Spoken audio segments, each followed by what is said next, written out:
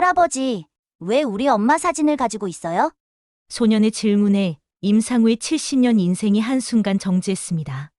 고급 벤츠 세단이 강남의 번화가를 천천히 지나고 있었습니다.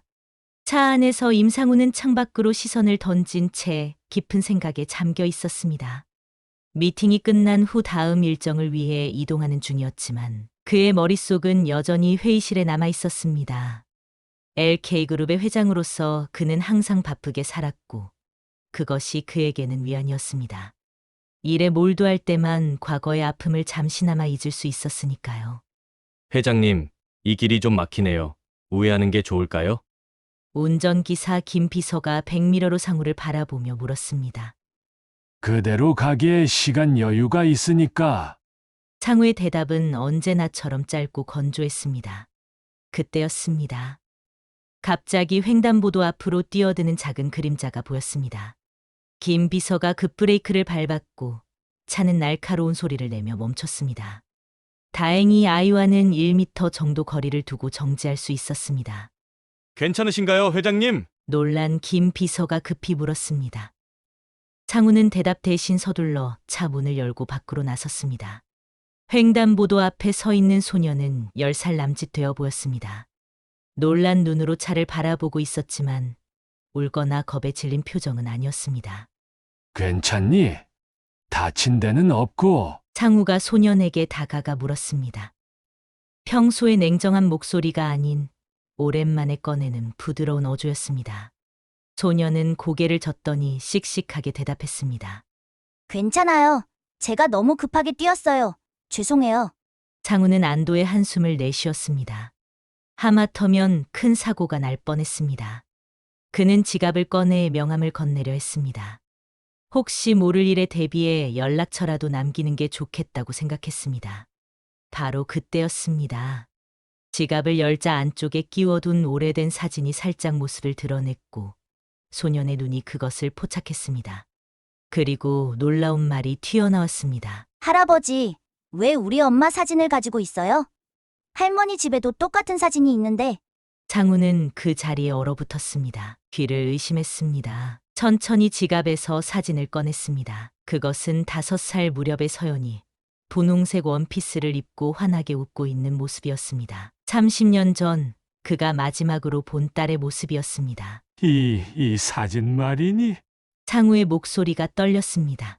소녀는 고개를 끄덕였습니다. 네, 우리 엄마 어릴 때 사진이에요. 할머니가 그러셨어요. 외할머니 집에도 똑같은 사진이 있대요. 그 순간 임상우의 세상이 뒤흔들렸습니다. 죽었다고 생각했던 딸이 살아있다면 30년간의 슬픔과 후회가 한순간의 의문으로 바뀌었습니다. 가슴이 터질 듯이 뛰었습니다. 내 이름이 뭐니? 창우가 간신히 입을 열었습니다. 임민호예요. 소년이 밝게 대답했습니다. 같은 성씨. 이건 우연일 리가 없었습니다. 창우는 소년을 바라보며 혜진의 눈매와 자신의 턱선을 발견했습니다. 30살의 서연과 동갑이었을 혜진의 모습이 오버랩되었습니다. 민호야. 혹시 내 엄마 이름이 뭐니? 창우의 심장이 격렬하게 뛰었습니다. 임서연이요. 민호가 당연하다는 듯 대답했습니다. 왜요? 우리 엄마 아세요? 1990년 임상우는 30대 초반의 유망한 사업가였습니다. 전자부품 무역업으로 시작해 이제 막 자신의 회사를 안정적인 궤도에 올려놓은 상태였습니다. 바쁜 일상 속에서도 그는 아내 정혜진과 5살배기 딸 서연을 무척 사랑했습니다. 특히 서연은 그의 눈에 넣어도 아프지 않을 보물이었습니다. 아빠, 오늘은 약속 꼭 지킬 거죠? 서연이 아침마다 물었던 질문이었습니다. 창우는 딸의 머리를 쓰다듬으며 미소 지었습니다. 그럼 오늘은 꼭 일찍 들어와서 서연이랑 놀아줄게. 하지만 그 약속은 번번이 깨졌습니다. 사업이 커질수록 그의 귀가 시간은 늦어졌고 서연을 볼 수 있는 시간은 점점 줄어들었습니다. 혜진은 불만을 표현하지 않았지만 그녀의 눈빛에서 실망감을 읽을 수 있었습니다. 창우의 부모님, 특히 어머니는 혜진을 탐탁지 않게 여겼습니다. 혜진은 평범한 회사원의 딸로 임 회장 부인의 눈에는 아들의 짝으로 부족해 보였습니다. 애미가 그러니 애도 그렇지. 창우의 어머니가 서연을 대할 때 종종 내뱉던 말이었습니다. 창우는 그때마다 어머니를 말렸지만 근본적인 해결책은 되지 못했습니다. 그러던 어느 날 상우의 삶은 완전히 바뀌었습니다. 출장으로 지방에 있던 그는 한 통의 전화를 받았습니다. 혜진과 서연이 탄 차가 대형 트럭과 충돌했다는 소식이었습니다. 창우는 모든 일정을 취소하고 서울로 달려왔습니다. 병원에 도착했을 때 복도에는 상우의 부모님이 먼저 와 있었습니다. 어머니의 눈은 붉게 부어 있었고 아버지는 깊은 한숨만 내쉬고 있었습니다. 담당인은 상우에게 무거운 표정으로 다가왔습니다. 정말 유감입니다. 부인은 현장에서 돌아가셨습니다. 그 말에 상우의 다리에 힘이 빠졌습니다. 그는 벽에 기대어 간신히 서 있었고 머릿속이 하얘졌습니다. 혜진이 없는 세상을 상상할 수 없었습니다. 서연이는요? 우리 딸은 괜찮습니까? 상우가 떨리는 목소리로 물었습니다. 의사는 잠시 머뭇거렸습니다. 그때 임 회장 부인이 끼어들었습니다. 선생님, 제가 아들에게 설명하겠습니다. 지금은 정신이 없어서. 그녀는 의사를 살짝 복도로 데려갔고 낮은 목소리로 대화를 나눴습니다. 의사가 떠난 후 임 회장 부인은 상우에게 돌아와 그를 꼭 안아주었습니다. 상우야, 서연이도 많이 다쳤어. 의식이 없는 상태야. 의사 선생님은 가능성이 희박하다고 하셔. 상우는 완전히 무너졌습니다. 그는 대기실 소파에 쓰러지듯 앉았고 오열했습니다. 세상이 끝난 것 같았습니다. 실제로 서연은 중상을 입었지만 가능성이 희박하다는 말은 임 회장 부인의 과장이었습니다. 그녀는 의사에게 딸의 상태를 아들에게 직접 말하지 말아달라고 부탁했고 자신이 적절한 때에 전달하겠다고 했습니다. 이틀 후 서연의 상태가 안정되었을 때 임 회장 부인은 상우에게 최악의 소식을 전했습니다. 상우야, 서연이가 어젯밤에 하늘나라로 갔어. 상우는 그 말을 듣고 완전히 정신을 잃었습니다. 의사들이 달려와 그를 진정시켰고 약물로 그를 잠재웠습니다. 상우가 의식을 잃은 사이 임 회장 부인은 서연을 비밀리에 다른 병원으로 옮겼습니다. 혜진의 장례식이 치러졌습니다. 상우는 너무 슬픔에 잠겨 현실을 제대로 인식하지 못했고 부모님이 모든 절차를 대신 진행했습니다. 서연의 죽음에 대해서는 아이는 너무 어려 따로 장례를 치르지 않기로 했다며 간단히 넘어갔습니다. 주변 사람들도 너무 큰 비극의 상우를 더 슬프게 하지 않으려고 깊이 묻지 않았습니다. 그 후 그녀는 김영숙을 찾아갔습니다. 여사님, 정말 어려운 부탁을 드리러 왔습니다. 임 회장 부인이 무거운 목소리로 말했습니다. 우리 상우가 혜진이와 서연이를 모두 잃었다고 생각하고 있어요. 김영숙 씨는 혼란스러운 표정으로 물었습니다. 무슨 말씀이세요? 서연이는 살아있는데요. 맞습니다. 하지만 상우에게는 서연이도 죽었다고 했어요, 사실은. 임 회장 부인은 잠시 말을 고르는 듯 했습니다. 상우가 새 출발을 하길 바래요. 혜진이가 떠난 상황에서 언젠가는 새 출발을 해야 하지 않겠어요. 그렇다면 서연이가 걸림돌이 될 수밖에 없고, 그렇지 않더라도 상우가 결혼하면 서연이가 새엄마랑 살게 되는데 그게 서연이한테도 좋지는 않지 않을까요? 부모의 입장으로 이해해 주세요. 간 사람은 간 사람이고 산 사람은 어떻게든 살아야 하지 않겠습니까?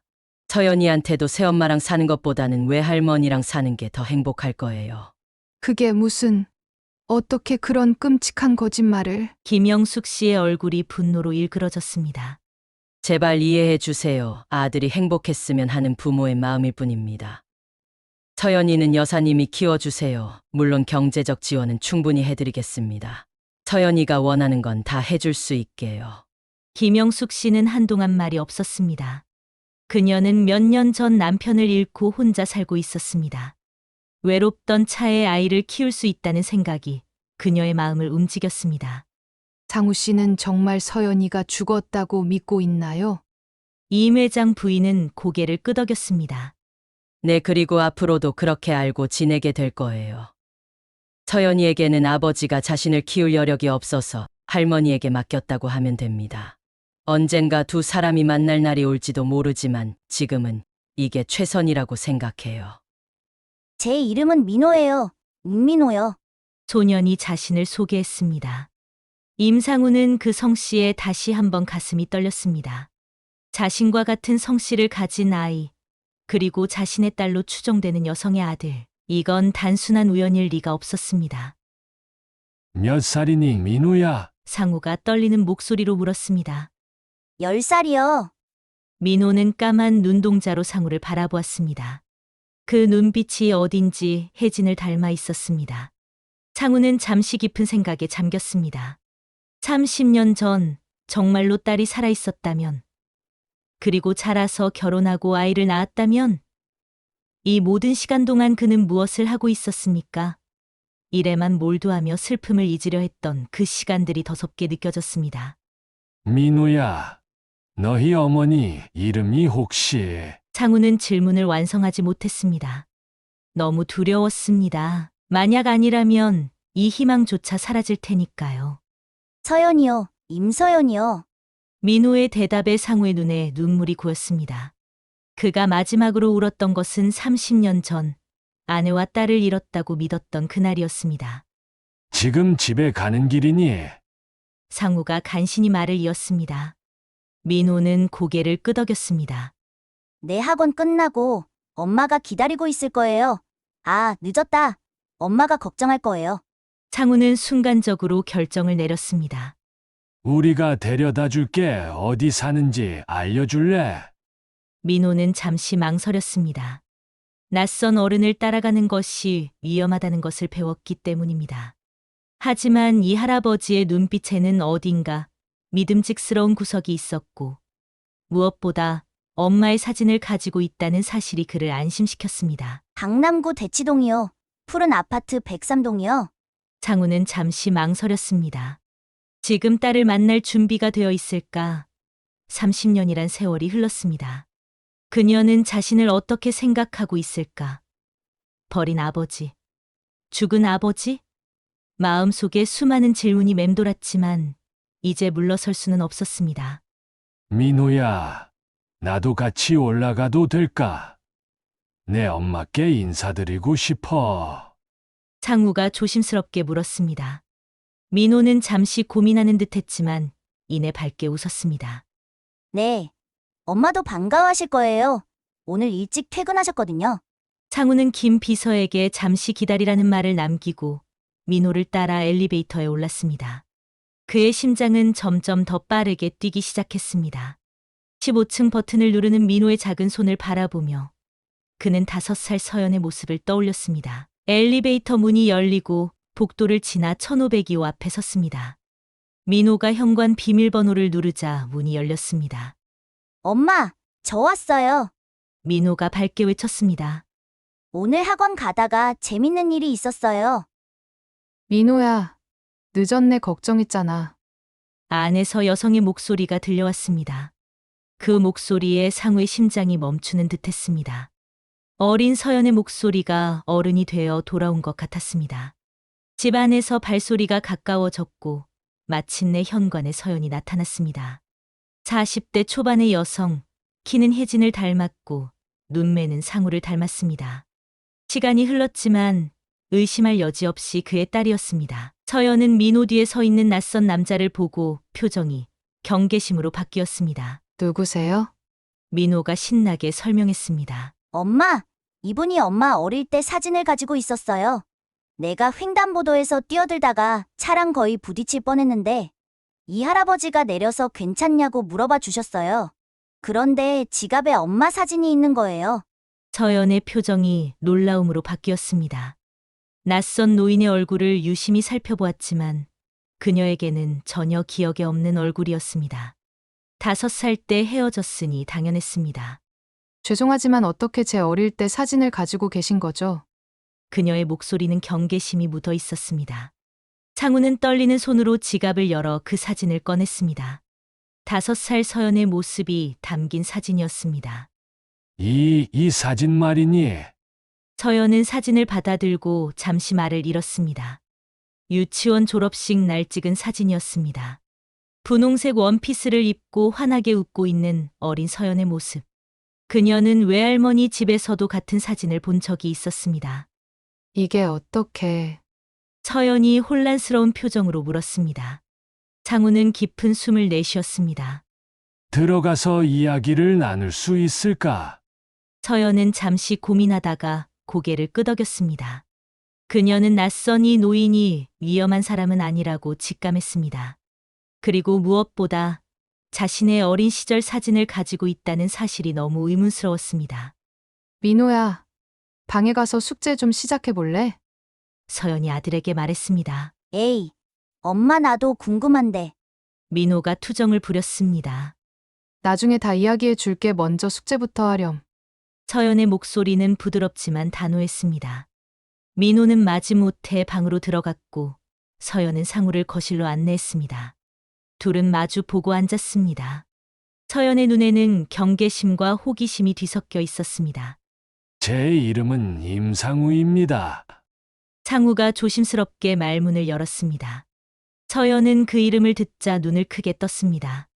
그녀는 자신의 성이 임이라는 것을 알고 있었지만 아버지의 이름은 들어본 적이 없었습니다. 외할머니는 그저 내 아버지라고만 불렀고 그에 대해 자세히 말하기 꺼렸습니다. 혹시 당신이 서연이 말을 더듬었습니다. 상우는 천천히 고개를 끄덕였습니다. 그래. 난 내 아버지야. 서연의 얼굴에서 핏기가 가셨습니다. 그녀는 혼란스러운 표정으로 고개를 저었습니다. 하지만 외할머니께서는 아버지가 엄마와 저를 버렸다고 하셨어요.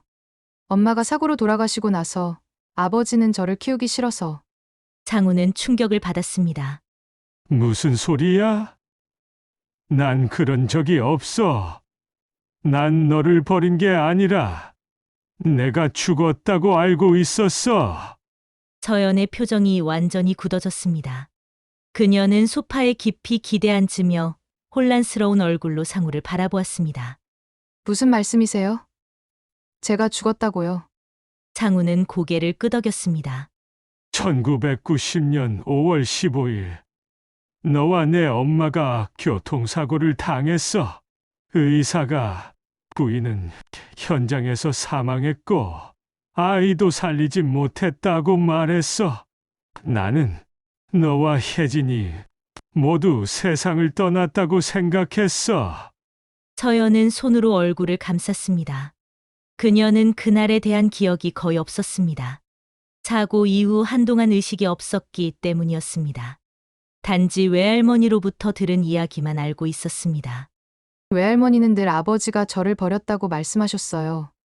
엄마가 돌아가시고 나서 아버지는 사업에 집중하고 싶어서 자신에게 저를 맡겼다고. 한 번도 만나러 오지 않았지만 매달 양육비를 보냈다고. 상우는 뒤로 물러앉았습니다. 김명숙 씨, 내 외할머니지? 하지만 혜진이, 어머니는 혜진이 대학 들어가기 전에 돌아가셨다고 알고 있었는데. 서연은 고개를 저었습니다. 아니요, 외할머니는 진짜 혈연 관계는 아니었어요. 엄마의 대학 은사님이셨고, 엄마가 부모님을 일찍 여의고 나서 어머니처럼 돌봐주셨대요. 엄마는 항상 내 진짜 어머니라고 불렀대요.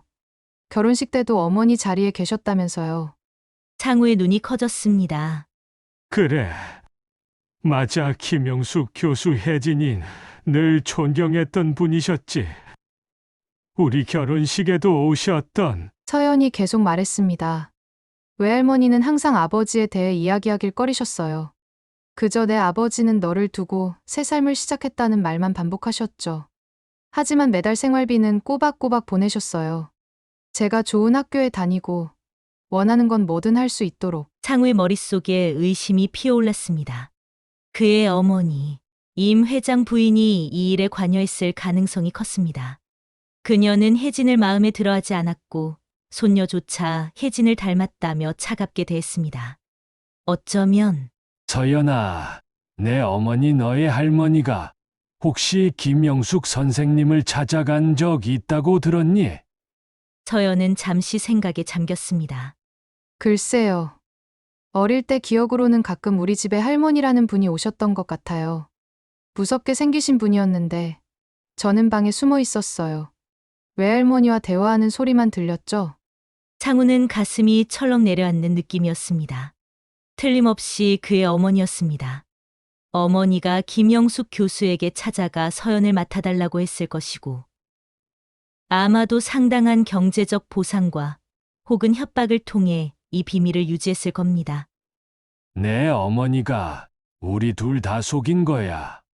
나에게는 내가 죽었다고 하고 너에게는 내가 너를 버렸다고 거짓말을 한 거지.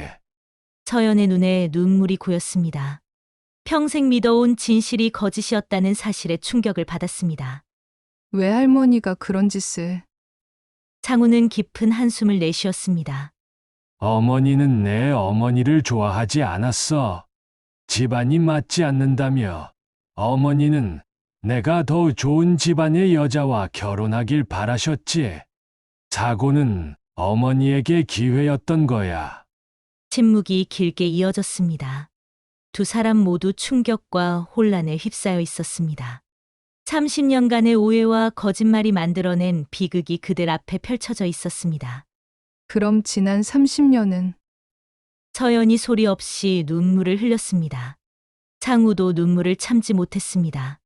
그가 인생에서 놓친 것들, 딸의 성장 과정, 그녀의 학창 시절, 결혼식, 손자의 탄생, 되돌릴 수 없는 시간들이 그를 짓눌렀습니다. 미안해. 서연아, 내가 더 의심했어야 했는데, 더 찾아봤어야 했는데. 창우의 목소리가 흔들렸습니다. 서연은 복잡한 표정으로 아버지를 바라보았습니다. 그녀의 마음속에는 분노와 혼란, 그리고 어딘가 안도감도 있었습니다. 평생 자신을 버린 아버지라고 생각했는데 알고 보니 그도 피해자였던 것입니다. 나는 이해가 안 돼요. 외할머니가 왜 그런 거짓말을. 서연이 중얼거렸습니다. 창우는 생각에 잠겼습니다. 김영숙 선생님은 혜진을 정말 딸처럼 사랑하셨어. 혜진이 세상을 떠난 후 너라도 지키고 싶으셨을 거야. 그리고 우리 어머니는 내 할머니에게 경제적인 지원을 약속하면서 협박했을지도 몰라. 서연은 천천히 고개를 끄덕였습니다. 그녀는 외할머니의 일기장을 떠올렸습니다. 가끔 읽었던 일기에는 항상 그 여자에 대한 원망과 두려움이 담겨 있었습니다. 이제야 그 의미를 알 것 같았습니다. 외할머니 서재에 오래된 일기장들이 있어요. 나중에 읽어봤는데 항상 그 여자가 와서 나를 협박했다는 내용이 있었어요. 그 여자가 할머니였나 봐요. 창우는 고개를 끄덕였습니다. 어머니는 늘 자신이 옳다고 믿었고 가족의 명예를 위해서라면 무슨 일이든 할 수 있는 사람이었습니다. 혜진이 세상을 떠나자 문제의 절반이 해결됐다고 생각했을 것이고 나머지 문제인 서연마저 자신의 통제 아래 두고 싶었을 것입니다. 아버지는 다시 결혼하시지 않았어요? 서연이 조심스럽게 물었습니다. 창우는 고개를 저었습니다. 아니, 내 어머니만으로 충분했어. 그리고 너와 혜진이 떠난 후에는 그저 일에만 몰두했지. 그게 내가 살아남는 유일한 방법이었으니까. 서연의 눈에 다시 눈물이 맺혔습니다. 평생 거린 아버지라고 미워했던 사람이 사실은 자신처럼 속았다는 것을 알게 되니 마음 한편이 무너져 내리는 듯했습니다. 민호는 창우가 말을 이었습니다. 정말 좋은 아이로 자랐구나. 서연의 입가에 희미한 미소가 번졌습니다. 내 민호는 제 전부예요. 이혼 후에 혼자 키우는 게 쉽지 않았지만 그 아이가 있어서 버틸 수 있었어요. 서연아, 그동안 정말 미안했어. 그리고 고맙다. 창우가 천천히 딸의 손을 잡았습니다. 그녀의 손은 차갑고 떨리고 있었습니다. 고맙다고요. 서연이 의아한 표정으로 물었습니다. 그래, 내가 이렇게 훌륭하게 자라주어서, 그리고 민호를 이렇게 멋진 아이로 키워줘서. 창우의 눈에는 자랑스러움과 후회가 공존했습니다. 내가 함께하지 못한 시간들 모두 만회할 순 없겠지만 이제라도 너와 민호의 삶에 함께할 수 있을까? 서연은 잠시 말이 없었습니다. 평생 품어온 원망이 하루아침에 사라질 수는 없었지만 지금 눈앞에 있는 노인은 그녀가 상상했던 냉정한 아버지가 아니었습니다. 그의 눈에는 진실된 후회와 사랑이 담겨 있었습니다. 민호에게 할아버지가 생겼네요. 서연이 마침내 작은 목소리로 말했습니다. 그것은 명확한 허락은 아니었지만 가능성의 문을 여는 것이었습니다. 창우는 고개를 끄덕였습니다. 고맙다. 천천히 우리가 서로를 알아가면 좋겠어. 너무 급하게 생각하지 않을게. 그때 민호의 방문이 열렸습니다. 아이는 호기심 가득한 눈으로 거실을 바라보았습니다. 엄마, 숙제 다 했어요. 이제 이야기해도 돼요? 서연과 상우는 서로를 바라보았습니다. 어떻게 설명해야 할까요? 복잡한 진실을 어린 민호에게 어떻게 전해야 할까요? 민호야, 이리 와봐. 서연이 아들을 부르며 말했습니다. 이분은 내 할아버지셔. 내 아버지이신데 오랫동안 만나지 못했었어. 민호의 눈이 동그래졌습니다. 진짜요? 엄마, 아빠? 와, 그럼 제 할아버지네요. 아이의 단순하고 순수한 반응에 두 어른은 웃음을 터뜨렸습니다. 어쩌면 아이들의 세계는 훨씬 단순하고 아름다운지도 모릅니다. 과거의 원망과 오해보다 현재의 만남이 더 중요한 곳. 그래, 민호야 나는 내 할아버지란다. 창우가 따뜻한 미소를 지으며 말했습니다. 이제부터 자주 보자. 그동안 못 해준 것들 다 해줄게. 민호는 환하게 웃으며 상우에게 달려가 안겼습니다. 할아버지, 저 로봇 만들기 좋아요. 같이 해볼래요? 창우는 손자를 꼭 안아주었습니다. 30년 만에 처음으로 그의 가슴은 완전히 충만해졌습니다. 잃어버렸던 시간은 돌아오지 않지만 앞으로의 시간은 그의 것이었습니다. 딸과 손자와 함께할 시간. 서연은 그 모습을 바라보며 조용히 눈물을 닦았습니다. 아버지를 미워하며 살아온 세월이 아깝게 느껴졌지만 동시에 이제라도 진실을 알게 되어 다행이라는 생각이 들었습니다. 민호에게 진짜 할아버지가 생겼다는 사실이 그녀의 마음을 따뜻하게 했습니다. 아버지, 저녁 드실래요? 간단하게 차려놓은 게 있어요. 서연이 제안했습니다. 창우는 행복한 미소로 고개를 끄덕였습니다. 그래, 좋아. 처음으로 우리 가족이 함께하는 식사가 될 것 같구나. 그렇게 세 사람은 식탁에 둘러앉았습니다. 민호는 학교 이야기를 신나게 들려주었고 서연은 요리를 나누어 주었으며 상우는 그저 이 순간을 온전히 느끼며 감사함을 느꼈습니다. 잃어버린 시간은 되돌릴 수 없지만 앞으로의 시간은 더욱 소중히 여길 것입니다. 진실이 모든 것을 치유할 수는 없어도 적어도 새로운 시작을 위한 토대는 될 수 있었습니다.